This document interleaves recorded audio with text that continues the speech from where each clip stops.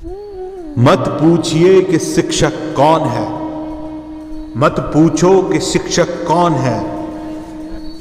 आपके प्रश्नों का सटीक उत्तर तो बस आपका मौन है। शिक्षक न पद है, न पेशा है, न व्यवसाय है, ना ही गृहस्थी चलाने वाली कोई आय है। शिक्षक तो सभी धर्मों से ऊंचा एक धर्म है। गीता में उपदेशित मां फलेषु वाला कर्म है। शिक्षक एक प्रवाह है, मंजिल नहीं, वो तो सिर्फ एक राह है। शिक्षक पवित्र है, महक फैलाने वाला एक इत्र है। शिक्षक स्वयं जिज्ञासा है, खुद कुआं है फिर भी प्यासा है। वो डालता है चांद सितारों तक को तुम्हारी झोली में, वो बोलता है बिल्कुल तुम्हारी बोली में। वो कभी मित्र, कभी मां तो कभी पिता का हाथ है, साथ ना रहते हुए भी ताउम्र का साथ है।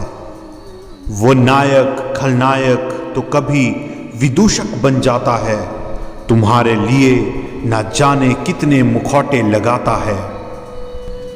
इतने मुखौटों के बाद भी वह शीतल भाव है, क्योंकि यही तो उसका सहज स्वभाव है। शिक्षक कबीर के गोविंद सा बहुत ऊंचा है। शिक्षक कबीर के गोविंद सा बहुत ऊंचा है। कहो भला कौन कब उस तक पहुंचा है। शिक्षक एक विचार है, दर्पण है, संस्कार है। वह न वृक्ष है, न पत्तियां है, न फल है, वह केवल खाद है। वह खाद बनकर हजारों को पनपनाता है और खुद मिट्टी बनकर उन सब में लहलहाता है। शिक्षक न दीपक है, न बाती है, न रोशनी है, वह तो स्निग्ध तेल है, क्योंकि उसी पर तो दीपक का सारा खेल है। शिक्षक तुम हो, तुम्हारे भीतर की अभिव्यक्ति है। कैसे कह सकते हो कि वह केवल साधारण व्यक्ति है। शिक्षक चाणक्य, संदीपनी तो कभी विश्वामित्र है। गुरु और शिष्य की प्रभावी परंपरा का अनूठा चित्र है। शिक्षक ऊसर को उर्वरा करने की हिम्मत है। स्व की आहुतियों के द्वारा पर के विकास की कीमत है। वह इंद्रधनुष है जिसमें सभी रंग हैं। वह कभी सागर है तो कभी तरंग है। वह रोज छोटे छोटे सपनों से मिलता है, उनके बहाने मानो स्वयं में रोज खिलता है। वह राष्ट्रपति होकर भी पहले शिक्षक होने का गौरव है। वह पुष्प का बाह्य सौंदर्य नहीं, कभी न मिटने वाला उसका सौरभ है। वो बदलते परिवेश की आंधियों में अपनी उड़ान को जिंदा रखने वाली पतंग है। अनगढ़े और बिखरे विचारों के दौर में भावों को अभिव्यक्त करने वाला स्वच्छंद छंद है।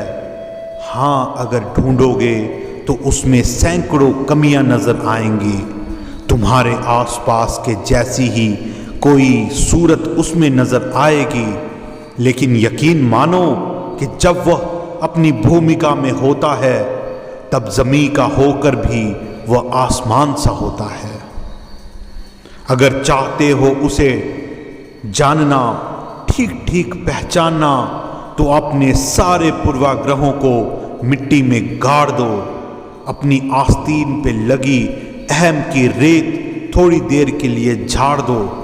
फाड़ दो वो पन्ने जिनमें बेतुकी शिकायतें हैं। उखाड़ दो वो जड़ें जिनमें छुपे राजनीतिक फायदे हैं। फिर वो धीरे धीरे स्वतः समझ आने लगेगा, अपने स्वरूप के साथ तुम में समाने लगेगा। तभी वो कबीर के गोविंद सा बड़ा हो जाएगा। एक बार पुनः संसार में उचित सम्मान पाएगा। एक बार पुनः संसार में उचित सम्मान पाएगा।